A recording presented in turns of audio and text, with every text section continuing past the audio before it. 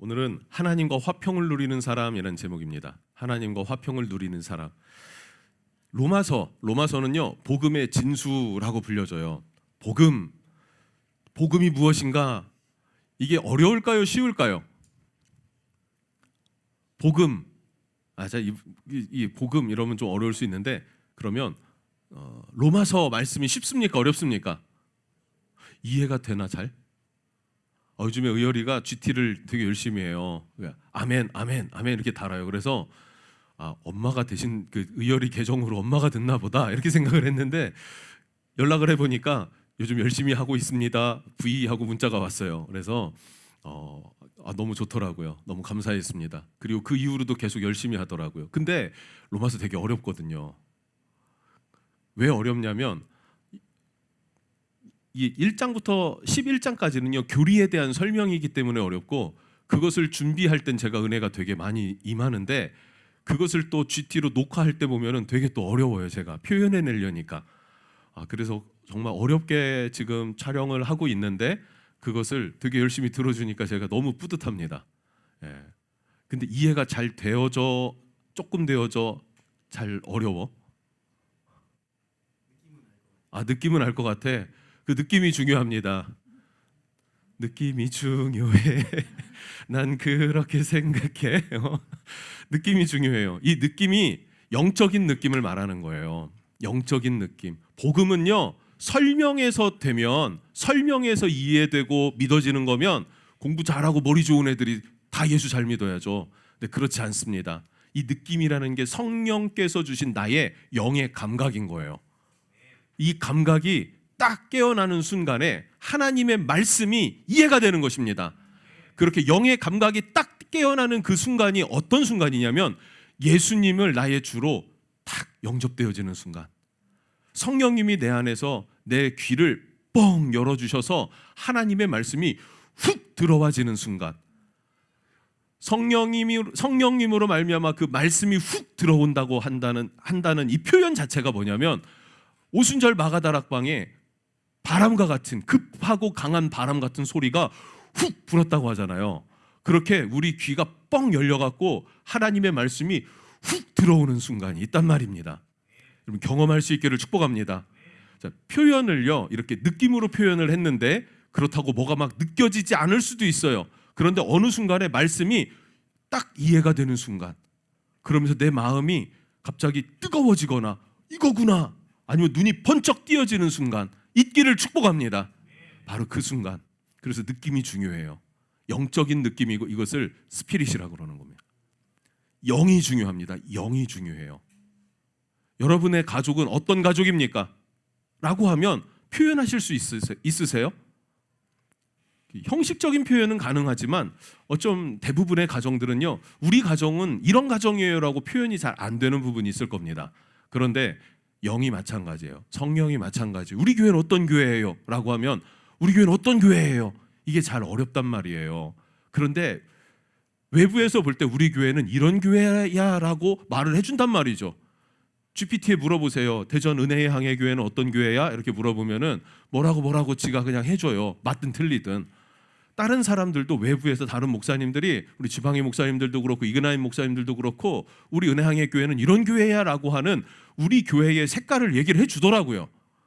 우리는 그냥 잘 모르겠는데, 이해가 되십니까? 근데 이것처럼 중요한 게 뭐냐면 스피릿이에요. 스피릿. 하나님의 영. 부부는 닮는다고 하잖아요. 그럼 자식은 누구를 닮습니까?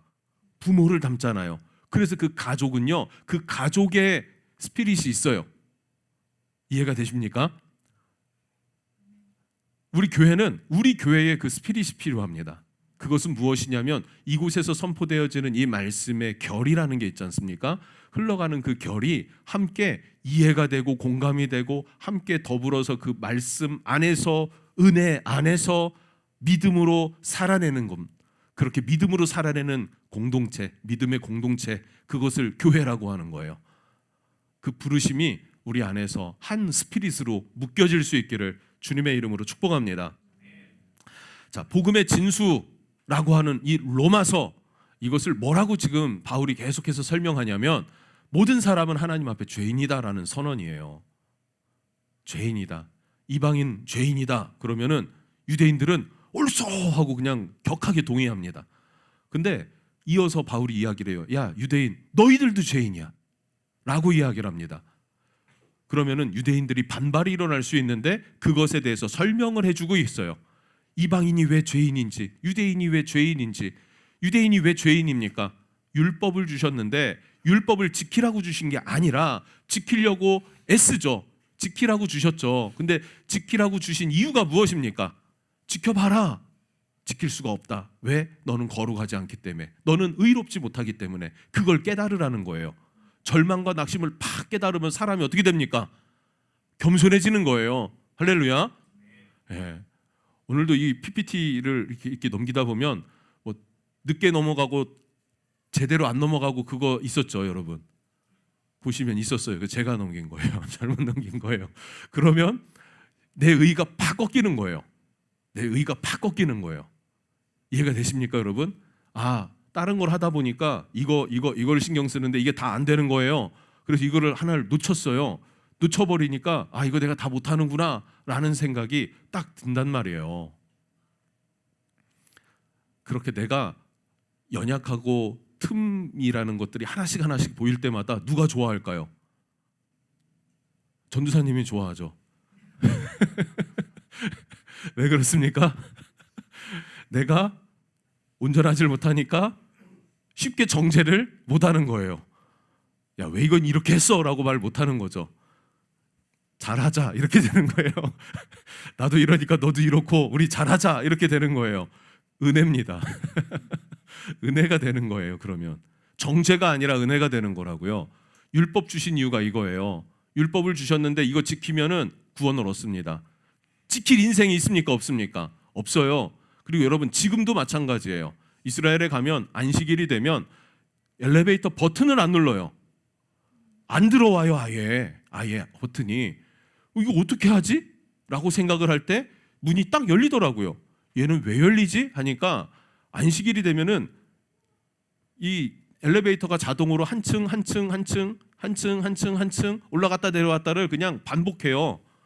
그러면 불러서 내려와야 빨리 가잖아요. 그러지 못하는데 얘는 그렇게 만들어놨어요. 왜요? 율법을 어길까 봐 버튼 누르는 것도 노동이라고 생각해서 이럴까 봐. 자, 그럼 생각해 봅시다. 이거 안 누르면 거루합니까? 의롭습니까? 아니죠. 그러니까 율법으로는 의로울 수가 없다라는 것. 그래서 넌 죄인이야. 이방인은요, 율법이 없는 이방인은요, 양심을 주셨다라고 얘기해요. 양심을 주셨다. 양심을 주셔서 양심을 따라 우리가 다 살아갑니까? 못 살아갑니까?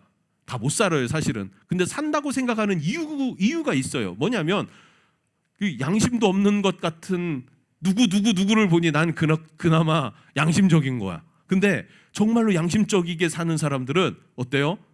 양심에 거리낌이 전혀 없을까요? 한치의 오차 없이 있을까요? 그런 인생 없단 말이에요.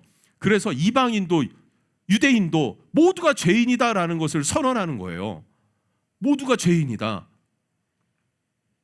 자, 그런데 거기에서 끝나는 게 아니라 하나님께서 우리로 하여금 살 길을 하나를 예비하시고 열어주셨어요. 그것은 행위가 아니라 무엇입니까?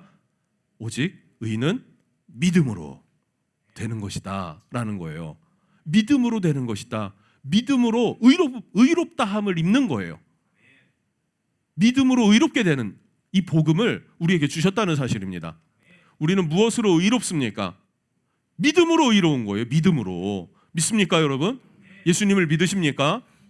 그 믿음이 우리를 구원한다. 그래서 지난주에 뭐라 그랬습니까? 아브라함도 믿음으로 의롭게 된 거지 행위로 의롭게 된 게 아니야 라 그랬어요. 할례 받아서 의롭게 된 게 아니라 할례 받기도 이미 10여 년 전에 12년인가 뭐 그 전에 이미 아브라함은 하나님을 믿음에 의롭게 되었다. 의롭다 여기시고 의롭게 여겨주셨다는 거예요. 믿으니까 의롭게 여겨주셨고 이후에 할례를 받은 거예요. 율법은 더 400-500년 전에 온 거고요. 그러니까 아브라함의 믿음, 아브라함의 의, 아브라함의 구원은 믿음이라는 거죠. 아브라함의 의, 아브라함의 구원은 믿음에서 왔다. 자, 우리도 그러니까 예수를 믿으면 어떻게 됩니까? 구원을 얻는다.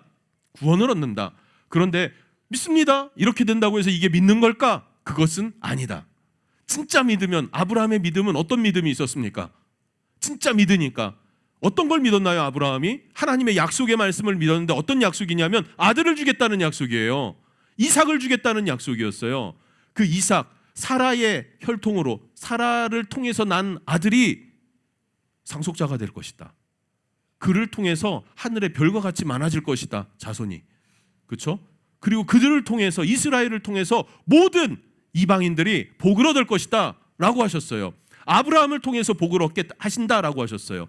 그것이 어떻게 이루어집니까? 이스라엘을 통해서 그들이 예수 그리스도를 받아들이질 않으니까 어떻게 해요? 이방인에게 복음이 넘어가서 모든 이방인이 예수를 믿음으로 아브라함의 자손 되어서 하나님의 구원을 얻는 자가 됐다. 이게 복음이라는 거예요. 할렐루야. 그래서 믿는다라고 할 때 그래 나 믿어, 이게 믿음이 아니라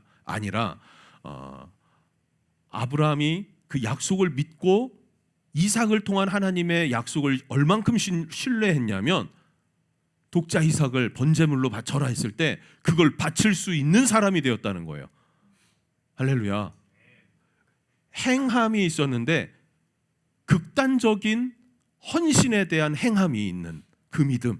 왜요? 믿음이 확고하니까 극단적으로 보일지라도 그것을 순종하는 믿음이 아브라함에게 있었다는 말입니다. 자, 그래서 믿습니다 해놓고 개차반으로 살고 이런 게 믿음일까요? 믿습니다 해놓고 행동은 아무리 봐도 안 믿는 사람이야. 구원이 있을까요? 그 사람? 그 진짜 믿는 걸까요? 돌아봐야 됩니다. 우리가 돌아봐야 돼요. 자, 그럼 행위로 구원을 얻느냐? 그건 절대로 아니다라는 거예요, 여러분. 이 정리가 되십니까? 조금 이해가 느낌 와요, 안 와요? 느낌만 오면 돼요. 느낌이요, 나중에는 뭐가 되면은 정리가 되기 시작해요. 그리고 표현되기 시작해요. 그러면서 믿음이 확고해지는 거예요. 할렐루야. 할렐루야. 이거 굉장히 중요한 거예요. 그래서 아브라함의 믿음은요, 부활의 믿음을 갖고 있었습니다. 부활에 참여하는 믿음, 이게 중요해요. 아브라함이 뭐라고 고백해요? 죽여도 하나님이 다시 살리실 것을 믿었대요. 히브리서에. 죽여도 살리실 하나님, 즉 부활의 주님을 믿었다는 거예요. 우리도 누구를 믿어야 합니까? 부활의 주님을 믿어야 돼요. 약속하신 하나님을 믿어야 돼요. 그리고 그분께 뭐 해야 합니까? 올인. 그래서 예수 만난 사람은요, 예수님께 올인하는 겁니다. 모든 것이 주님 거예요. 이 땅의 것은 쏜살같이 지나가지 않습니까? 어떠세요? 인생이. 저는요, 50을 내다보는 나이가 오면 내 인생 다 끝나는 줄 알았어요. 근데 벌써 이미 왔고, 끝나는 게 아니라 지금도 꿈을 꿉니다. 어른들도 그러실 것 같아요. 이 나이가 올 거라는 것을 생각은 당연히 올 거라고는 생각은 하셨겠죠. 근데 실제로 와보시니까 어떻습니까? 금방 지나가는 인생이지 않습니까? 어떠세요? 그쵸? 근사님? 그렇지 않으신가요? 집사님 어떠세요? 금방 오셨죠? 어쩌다 돌아보니 벌써 이렇게 됐구나라는 생각이 드실 것 같습니다.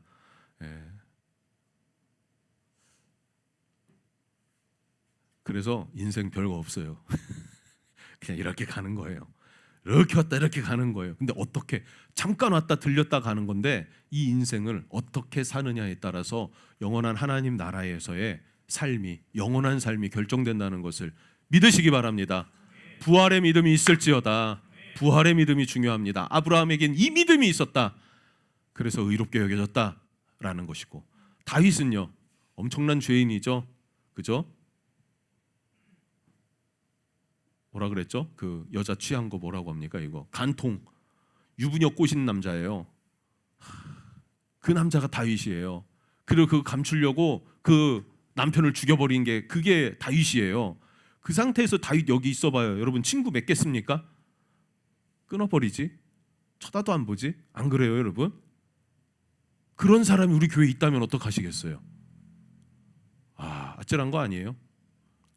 참 저거 사랑하기도 뭐하고 그냥 두기도 뭐하고 뭐 그럴 거예요. 다윗은 근데 어떤 믿음이 있었습니까? 하나님 앞에 나아가 회개하면 용서해 주신다는 믿음. 그 믿음으로 하나님 앞에 회개했더라는 거예요. 여러분, 그런데 그 회개가 그냥 용서해 주세요, 눈물 뚝뚝뚝 이거입니까? 그게 아니라 그랬죠. 하나님의 손이 나를 막 짓누르는 것 같다는 거예요. 그래서 내 진액이 다 쏟아지는 것 같습니다.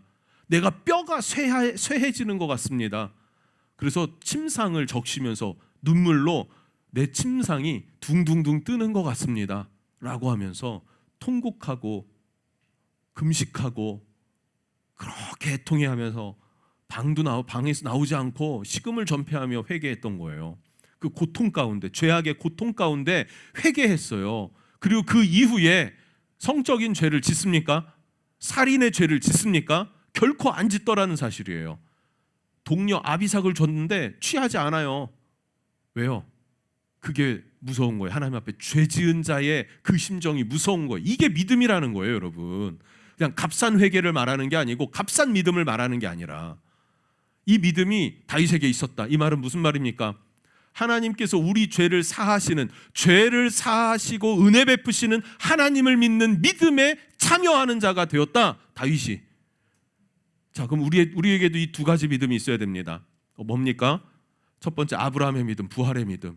두 번째, 다윗의 믿음, 죄 사함에 참여하는 믿음. 이 믿음이 우리에게도 있고, 이 믿음이 우리 안에 있을 때 하나님이 우리를 어떻게 여겨주십니까? 의롭게 여겨주신다는 사실이에요.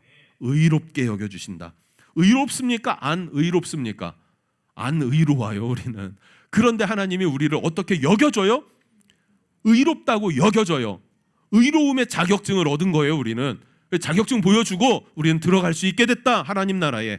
하나님 그렇게 받아주시는 분이 되셨다라는 겁니다. 할렐루야. 매우 중요합니다. 그래서 믿음으로 의롭게 되었다라는 것을 이신층의라 그래요. 어려운 단어도 여러분 알아야 돼요. 이신층의 해보십시오. 이신층의. 이신칭의. 믿음으로 의롭다함을 입었다, 이런 의미예요. 칭의라고 하죠. 이신칭의. 비슷한 단어 구속. 구속은 뭡니까? 구속 곧 죄사함이에요. 구속 곧 죄사함. 죄사함을 얻었습니다. 이게 기독교에서 가장 중요하다고 할 수 있는 구원론입니다. 재림도 중요하죠. 부활도 중요하죠. 그리고 구원도 중요해요. 구원이 중요합니다. 자, 구원의 결과, 여러분 믿으십니까? 아니면 앞으로 더 이 하나님을 믿기를 원하십니까? 아멘. 그렇다면 그 믿는 자들에게 어떤 은혜가 주어지냐라는 것을 오늘 5장에서 설명을 하는데, 그것은 하나님과의 화평을 누리게 되었다라고 이야기를 합니다. 1절과 2절 다시 한번 읽어볼게요. 1절 시작. 그러므로 우리가 믿음으로 의롭다 하심을 받았으니 우리 주 예수 그리스도로 말미암아 하나님과 화평을 누리자. 또한 그로 말미암아 우리가 믿음으로 서 있는 이 은혜에 들어감을 얻었으며 하나님의 영광을 바라고 즐거워하느니라. 아멘. 아멘. 믿는 사람은 이제 하나님과 화평하게 되었어요. 그리고 나서 2절에서 뭐라 그래요? 그 은혜로 들어가서 하나님의 영광을 바라보고 또한 즐거워한다라는 거예요. 찬양을 할 때마다 이 영광을 바라보고 즐거워하는 역사 있기를 축복합니다. 자, 그러면 하나씩 살펴봅시다. 화평을 누리자, 화평을 누리자. 우리가 예수를 믿음으로 말미암아 하나님과 화평하게 되었다라는 거예요. 그래서 두려움이 없습니다. 자유와 기쁨으로 살아가는 존재가 되었다는 사실입니다. 여러분, 하나님 말씀 앞에 떳떳하지 않으면요, 인생은 두렵습니다. 하나님과의 관계에서 떳떳하지 않으면 두려워요. 반대로 하나님과의 관계에서 떳떳해요. 그러면 두려움이 없습니다. 왜 그렇습니까? 하나님이 나와 함께 하신다, 나를 이끄신다, 나를 지키신다 라고 하는 믿음이 있기 때문에 두려움이 없는 것입니다. 할렐루야. 너무 중요한 것 아닙니까? 세상은 다 두려움 아닙니까? 두려움 아니에요. 예전에 제가 챗 GPT한테 설교문 쓰면서 이렇게 몇 개 이렇게 막 물어본다 했어요. 요즘엔 안 물어본 지 꽤 됐습니다. 왜냐하면 걔 하는 얘기 맨날 똑같고 영감은 없어요. 물론 무료 버전을 써서 그런지 몰라도 영감이 없어요. 이렇게 설교든요, 영감이 있어야 돼요. 영감. 영감이 뭘까요? 스피릿. 아까 얘기했던 스피릿. 그게 있어야 돼요. 근데 GPT는 영감이 없잖아요. 걔한테 물어봐요. 이렇게 3040 그러면은 다 두려움에 대해서 얘기해요. 요즘 세대는 두려운가 봐요. 이렇게 잘 사는 시대가 됐는데도 두려운가 봐요. 뭐가 두려워? 뭐가 두렵습니까? 우리나라 같은 복지국가가 어디 있습니까? 유럽 다 망해가고 있잖아요. 우리나라 방산대국 아닙니까? 유럽에 갖고 있는 그 포가 우리나라가 갖고 있는 포보다 더 적대요. 우리 유럽도 상대할 만한 포로만 포로만이겠지만 이게 화포하고 그 탄하고 이게 우리가 그렇게 보유했다는 얘기가 있더라고요. 뭐 어디까지 진짜인지 뭐 제가 정확히는 모르겠어요. 그러나 이미 그렇고 경제적으로도 그렇고 잘 사는 나라가 됐어요. 근데 왜 우리에겐 두려움이 여전히 있을까? 뭐가 두려운 것일까? 하는 거죠. 이유는 결국 하나님과 화목하다라는 확신이 없어서 두려운 것입니다. 그러나 믿음은 하나님과 화목하게 되었다라는 확신을 줍니다. 왜 그렇습니까? 예수 그리스도를 믿음으로 말미암아 아버지께 나아갈 하나님의 보좌로 나아갈 담력을 얻었기 때문에 하나님께로 나아가면 하나님은 나를 지키십니다. 보호하십니다. 만약에 누군가가 우리 지환이한테 약간 애가 밉상이야. 한 대 빡 때리고 싶어. 그런데 그 옆에 아빠가 딱 있어요. 민기 집사가 딱 있어요. 그러면 꼴밥 한 대 딱 줄 수 있습니까? 없습니까? 용감하게 해볼래? 그럼 민기 형한테 설교 시간 죄송하지만 죽방을 맞게 되겠지. 건드릴 수가 없는 거예요. 그런데 우리가 하나님께 나아갔다, 하나님과 화목해 되었다라고 하면 하나님이 내 옆에 계셔서 나를 지키시는데 누가 나를 해야겠습니까? 누가 나를 정죄하겠습니까? 나를 지키시는 분이 하나님이시고 나와 함께 하시는 분이 주님이다라는 거예요. 두려움과 낙심과 절망이 예수 안에서 사라지는 거예요, 여러분. 예수 안에서 소망을 갖고 기쁨 가운데 거할 수 있기를 축복합니다. 예수 안에 있으면은 하나님과 화평하게 되어지고 두려움은 사라진다 하는 거고, 두 번째, 주의 은혜가 나를 지배하게 돼요. 믿음으로 말미암아 하나님께로 돌아가서 내 안에 은혜가 나를 지배하게 한다라고 말하고 있습니다. 무슨 말이냐면 탕자가 있어요. 그냥 쉽게 예를 들면 탕자가 집을 나가서 탕진했습니다. 몸둘 곳이 없고 마음 둘 곳이 없고 자기 하나 챙겨주는 사람이 없어요. 밥 한 끼 제대로 챙겨 먹지 못하는 신세가 됐고, 돼지가 먹는 쥐염 열매, 돼지 사료도 그거 뺏어 먹는 것도 눈치 보이고 이제는 그것도 먹지 마라, 막 이런 엄포가 놓여졌어요. 얼마나 비참합니까? 그런데 비참한 그 탕자가 어디로 돌아와요? 아버지께 돌아와요. 아버지께 돌아와서 아버지를 찾았더니 아버지가 어떻게 해줍니까? 안아주고 옷을 벗겨서, 누더기를 벗겨서 새 옷을 입혀주고, 그 전에 목욕을 시켜주고 가락지를 끼워주고 잔치를 베풀어주고 아들의 권위를 회복시켜줬다 이거예요. 다시 도련님 된 거예요. 탕자인데, 염치 없는 놈인데 아버지는 어떤 하나님이시다라는 거예요? 받아주시는 분이시다라는 거예요. 염치 없어도 여러분 우리 죽어야 됩니까? 아니죠. 염치가 없어도 나아가는 걸 하나님은 원하십니다. 기다리고 계십니다. 그래서 우리가 하나님께 나아가면 어떻게 나아갑니까? 예수 그리스도를 믿음으로 나아가면 하나님은 우리에게 은혜를 베푸시는 주님이시다. 평강을 베푸시는 주님이시고 권세를 회복시켜 주시는 주님이시다. 먹여주시고 깨끗하게 해주시고 채워주시고 회복시켜 주시는데, 몸도 회복시켜주고 마음도 회복시켜주고 영적인 권위와 권세도 회복시켜 주시는 분이 하나님이시다라는 거예요. 이게 믿는 자가 얻는, 하나님과 화평케 되어진 자가 얻는 은혜입니다. 이렇게 예수님을 믿음으로 하나님과 화목을 누리면서 은혜 안에 거하면서 살아가고 있습니까? 살아갈 수 있기를 축복합니다. 알고 있어요. 알고 있는데 참 성경이 너무 살아있다라고 저는 느끼는 게, 제가 로마서를 몇 번을 읽었을까요? 개척하고 나서 로마서를 갖고 설교하는 게 벌써 3번째입니다. 이게 그냥 쭉 1장부터 16장까지 설교했던 게 2번 있었어요. 그리고 지금 3번째 GT를 하면서 설교를 하게 되는데 할 때마다 은혜가 있어요. 할 때마다. 살아있는 말씀이 아니면 이러지 못할 거라고 생각해요. 은혜가 있다는 말은요, 오 재밌어가 아니라 내 삶의 동력이 되고 활력이 되어준다는 얘기예요. 믿습니까 여러분? 살아있는 하나님의 말씀을 사랑하십시오. 읽고 묵상하십시오. 주의 은혜가 여러분 삶 가운데 임하게 될 줄로 믿습니다. 자, 하나님과의 관계가 회복된 자녀들을 향해서 하나님은 극진한 사랑을 베풀어 주십니다. 6절, 우리가 아직 연약할 때 하나님은 우리를 극진한 사랑으로 뭐라고 해요? 기약대로 그리스도께서 경건하지 않은 자를 위하여 죽으셨도다. 내 힘으로 나를 구원할 수 없는 처지에, 그 연약함에 벗어날 수 없는 우리였어요. 맞습니까? 내가 연약해서 벗어날 수 없으니까 하나님이 자기 아들을 보내주셨다 이거예요. 자기 아들을 보내주셔서 그가 대신 죽음으로 우리를 꺼내주셨다는 사실입니다. 이거 굉장히 법적인 용어를 많이 쓰고 있는데요. 법적으로 구속 땅 해요. 그럼 어디에 들어갑니까? 감옥에 들어가 있어요. 이 사람 빼내려면 방법이 둘이에요. 하나는 형량을 다 살거나, 두 번째는 보석을 주고 꺼내올 수 있는 거죠. 그렇죠?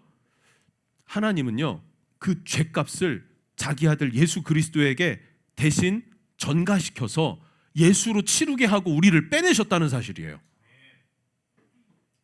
놀라운 거 아닙니까? 그렇게 나를 빼내셨다고요. 나를 건져내셨고 나를 구원해내신 게 하나님이시다. 그게 뭐라고요? 우리가 아직 연약할 때 기약대로 그리스도께서 경건하지 않은 자를 위하여 죽으셨도다. 8절은 뭐라고 합니까? 우리가 아직 죄인 되었을 때 같은 거죠. 읽어볼까요? 8절 시작. 우리가 아직 죄인 되었을 때에 그리스도께서 우리를 위하여 죽으심으로 하나님께서 우리에 대한 자기의 사랑을 확증하셨느니라. 아멘. 이렇게 우리를 사랑한다라는 하나님의 사랑이 확증됐어요. 증명됐다는 사실이에요. 이보다 더 큰 사랑이 있을까요? 하나님이 우리에게 해줄 수 있는 더 큰 사랑이 있을까요? 없죠. 없습니다. 뿐만 아니라 10절은 뭐라고 합니까? 우리가 원수 되었을 때라 그래요. 우리가 원수 되었을 때 그의 아들의 죽으심으로 말미암아 하나님과 화목하게 되었은즉. 아멘. 원수 되었대요. 우리가 하나님을 대적하며 살아가는 존재였음에도 불구하고 하나님은 우리에게 한량없는 사랑을 베풀어 주셨다 라고 말하고 있어요. 너무나 큰 은혜가 아닐 수 없습니다. 로마서는 무엇을 말합니까? 복음을 말하는데 이 복음을 들어보면 우리가 믿는다, 내가 예수 그리스도를 믿습니다 라고 하는 이 한 가지를 통해서 예수님과 연합하고, 그래서 예수님과 연합되었기 때문에 예수님의 영이신 성령님이 내 안에서 나를 증언하신다라고 말해요. 증언한다는 게 뭐냐면요, 보증하신다 이런 의미예요. 보증하신다. 나를 보증해 주세요. 내가 하나님의 자녀인 걸 보증해 주세요. 우리 가끔 죄를 짓는데요. 괜찮아, 예수님께서 다 치르셨어 라고 보증해 주시는 분이 누굽니까? 예수님의 영이신 성령님이라는 거예요. 우리가 가끔 죄를 심하게 졌어요. 그래도 성령님이 뭐라 그래요? 그럼에도 너는 하나님의 자녀야 라고 증언해 주시는 분이, 보증해 주시는 분이 성령님이시다라는 겁니다, 여러분. 그래서 결국 우리는 하나님과 화평케 되었다. 원수 되었던 우리를 하나님을 향해서 막 비난하고 공격하고 하나님의 뜻을 거스렸던 그런 우리들을 돌이키셔서 자녀 삼으시고 품어주시고 회복시키시고 새롭게 하셨다. 이것을 안 우리는 어떻게 됩니까? 이제 하나님과 화목하게 되어져서 평강과 자유를 느끼는 거예요. 평강이 있으십니까? 그리스도 안에서의 자유가 있으십니까? 기쁨이 있나요, 여러분? 그 기쁨의 찬양이 늘 여러분 집에서도 그리고 직장, 교회에서도 계속 불려질 수 있기를 축복합니다. 이것이 성도의 새로운 정체성이다라는 걸 밝히고 있어요. 성도의 정체성 기억합시다.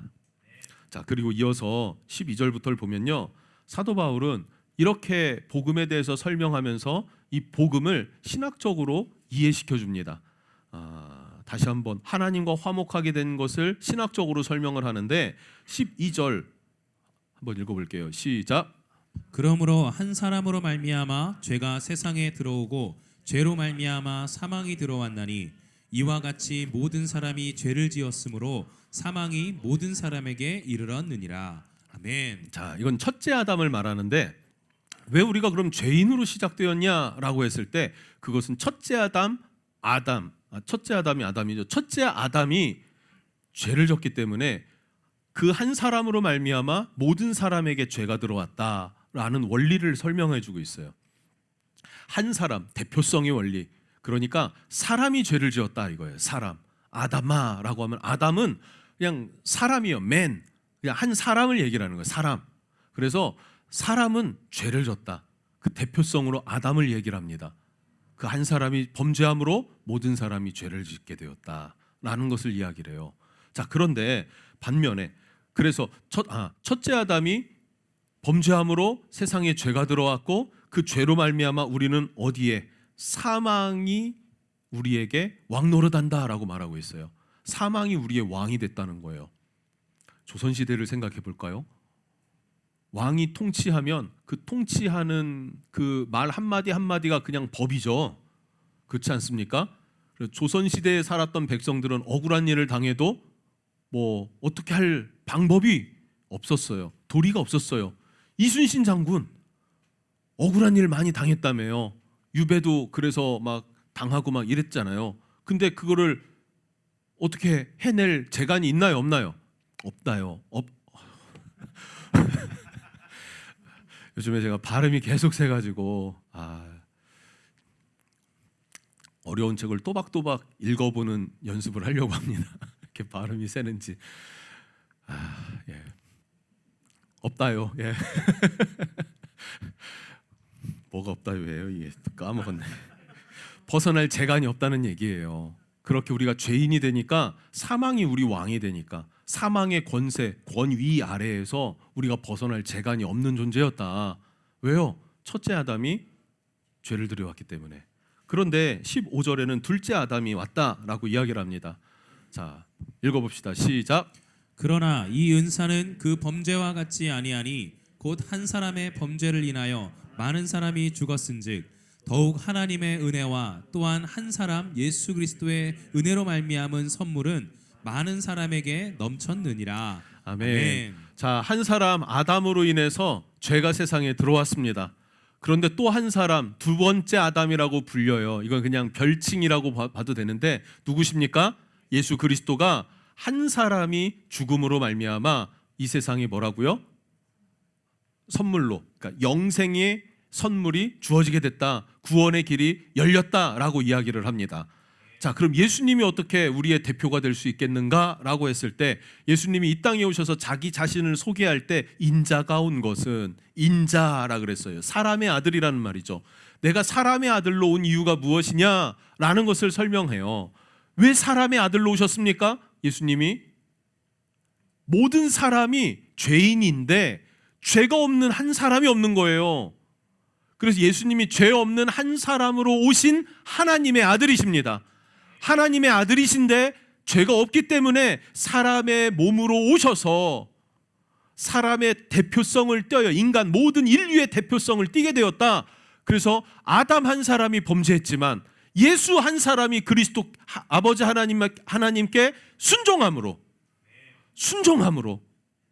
우리로 하여금 구원의 길을 여셨다라는 것을 이야기를 해요. 순종과 불순종의 원리를 말해주고 있어요. 불순종은 어디에 속한 것입니까? 사망의 종로로 달 때 그때의 삶에 속한 거예요. 그런데 이제는 우리가 하나님의 나라로 옮겨졌습니다. 이 나라는 어떤 나라입니까? 순종의 나라라고요. 그리스도 안에서 믿음의 나라이고 화평의 나라이고 하나님과 연합한 화목하게 되어진 이 나라의 백성이 되었다는 사실입니다. 국적이 바뀌어버린 거예요. 우리가 국적이 바뀌면은 뭐도 바뀝니까? 법도 바뀌는 거예요. 질서도 바뀌는 거예요. 문화도 바뀌는 거예요. 할렐루야. 예수 만나기 전에 문화가 있어요. 죄 짓는 문화. 딱 이게 죄냐라고 하면은 죄인 듯 아닌 듯 죄 같은 그런 게 있어요. 그런 문화를 즐기다가도 이제 예수를 만나서 예수님의 나라로 옮겨졌으면 그 죄에 대해서 우리는 더 이상 즐기지 않습니다. 누리지 않습니다. 함께하지 않습니다. 악인의 길에 서지 아니하며 죄인들의 길에 가지 아니하고 오만한 자의 자리에 앉지 아니한다라는 거예요. 그리고 여러분, 그래서 우리가 어떤 것을 문화로 만들어야 합니까? 하나님의 말씀을 읽고 묵상하고 암송하는 것이 우리의 문화가 되기를 예수님 이름으로 축복합니다. 그리스도인의 문화는 하나님 말씀 안에 거하는 것, 그 말씀을 붙잡고 기도하는 삶을 살아내는 것, 이것이 성도의 영적 문화, 이것이 라이프 스타일, 여러분이 늘 가져가야 될 것들이라는 거죠. 그 안에 거하면 죄의 유혹을 덜 받습니다. 죄는요, 피해야 돼요. 피하는 게 상책입니다. 어릴 적에 이제 시골 살았으니까 소가 똥을 싸면 다 치워내잖아요. 아무리 조심히 하려고 그래도 분명히 한 방울도 안 튀었는데 냄새가 날까요, 안 날까요? 한 20-30분 하고 나면 냄새가 나요. 그래 안 그래? 나지? 나요. 한 방울도 안 튀었어요. 이 말은 무슨 말? 평소에는 엄청 튄다는 얘기죠.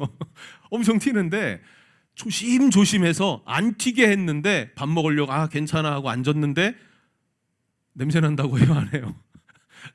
덤치고 왔냐? 이렇게 얘기가 나와요. 아는 거예요. 왜 그래요? 죄는요 그냥 피하는 게 상책이에요. 할렐루야. 그래서 죄인의 길에 서지 않고 오만한 자의 자리에 앉지 않는 것입니다. 오만하다는 것은요 도덕적인 오만이 아니라 하나님이 없다 하는 오만, 하나님의 극진한 사랑과 하나님으로부터 지음받은 그 사람이 하나님 없다라고 하는 그 자체가 오만함입니다. 도덕적인 걸 말하는 게 아니에요. 믿는 사람들은요 믿는 자들과 함께 할 때 은혜를 받습니다. 할렐루야. 그래서 저도 그래요. 이그나이 목사님들 또 지방의 목사님들 이렇게 몇몇 만나는 목사님들이 있어요. 만나고 대화를 하다 보면요 은혜가 돼요.